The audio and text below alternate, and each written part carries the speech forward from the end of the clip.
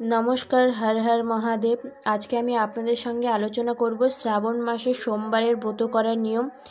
এবারে সোমবার কয়টি পড়েছে বা এই সোমবার করলে আমরা কি কি ফল প্রাপ্তি করতে পারি, বা শিবলিঙ্গে কি কি অর্পণ করা উচিত, কি অর্পণ করলে আমাদের মহাদেবকে আমরা তুষ্ট করতে পারবো, বা শিবলিঙ্গে কি কি ফুল অর্পণ করব। প্রথমেই আপনারা দেখে নিন যে কটি শ্রাবণ মাস পড়েছে। এখানে 4টি সোমবার পড়েছে শ্রাবণ মাসে। 6 শ্রাবণ, 13 শ্রাবণ, 20 শ্রাবণ, 27 শ্রাবণ। চাইলে আপনারা স্ক্রিনশট দিয়ে রাখতেই পারেন, আর আমি বলবো স্ক্রিনশট দিয়ে রাখুন। শ্রাবণ মাসে শিব পুজোর ফলপ্রাপ্তিগুলো হলো, শ্রাবণ মাস হলো দেবাদিদেব মহাদেবকে উদ্দেশ্য করে উৎসর্গ করা মাস। শ্রাবণ মাসের ব্রত পালনের ফলে জীবনে সুখ, সমৃদ্ধি বা সাফল্য আসে এবং সাংসারিক জীবনের সুখের হয়।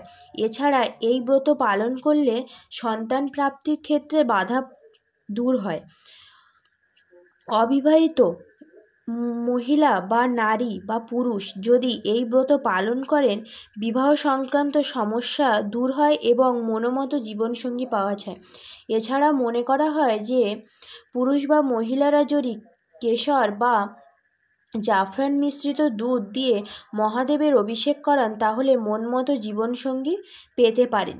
এছাড়া শিবলিঙ্গে ভস্ম বা বিভূতি নিবেদন করলে এতে মহাদেব তুষ্ট হন এবং আপনি যদি জ্ঞানত বা অজ্ঞানত কোনো পাপ করে থাকেন, সেই পাপ থেকে আপনি মুক্তি পেতে পারেন।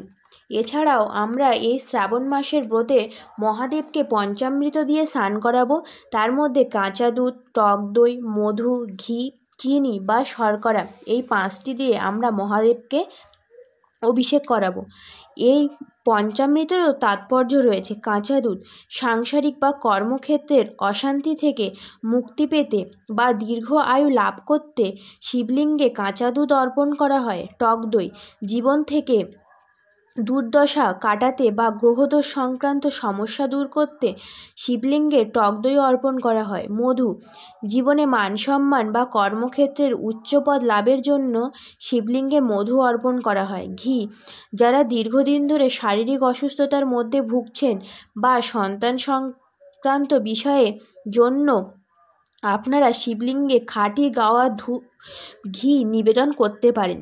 চিনি আর্থিক সমস্যা থেকে মুক্তি পাওয়ার জন্য আমরা চিনি অর্পণ করতে পারি, বা বৈভব বৃদ্ধি পাওয়ার জন্য আমরা শিবলিঙ্গে চিনি অর্পণ করতে পারি। এছাড়াও মনে করা হয় যে গঙ্গা জল দিয়ে অভিষেক করালে মহাদেবকে তুষ্ট করা যায়। গঙ্গা জল দিয়ে অভিষেক করালে মনে করা হয় যে আপনি মোক্ষ লাভ করবেন। গঙ্গা জলের মধ্যে যদি আপনি কর্পূর মিশিয়ে মহাদেবকে অভিষেক করান, তাহলে আপনি জনপ্রিয়তা বৃদ্ধি পাবেন। কালো তিল মিশ্রিত গঙ্গা জল দিয়ে যদি আপনারা মহাদেবের অভিষেক করান, তাহলে আপনাদের জীবনে আস্তে আস্তে খারাপ সময় দূর হবে। এছাড়াও আতর মিশ্রিত গঙ্গা জল দিয়ে যদি আপনি মহাদেবকে অভিষেক করান, তাহলে আপনার শারীরিক দিক থেকে আপনি সকল সময় সুস্থ থাকবেন।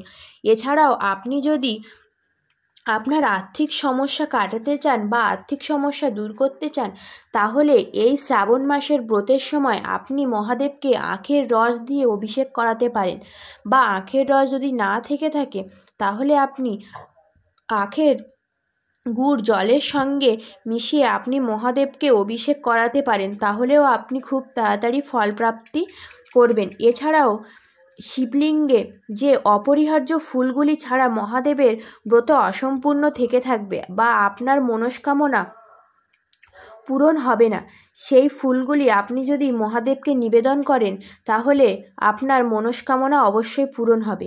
ধুতরা, আকন্দ বা নীল অপরাজিতা আপনি মহাদেবকে অর্পণ করতে পারেন। এই 3টি ফুলেরও আলাদা আলাদা তাৎপর্য রয়েছে। যেমন ধুতরা ফুল নিবেদন করলে আপনি সন্তান সংক্রান্ত বা সন্তান লাভ করতে পারেন, বা সন্তান সংক্রান্ত সব বাধা কেটে যাবে।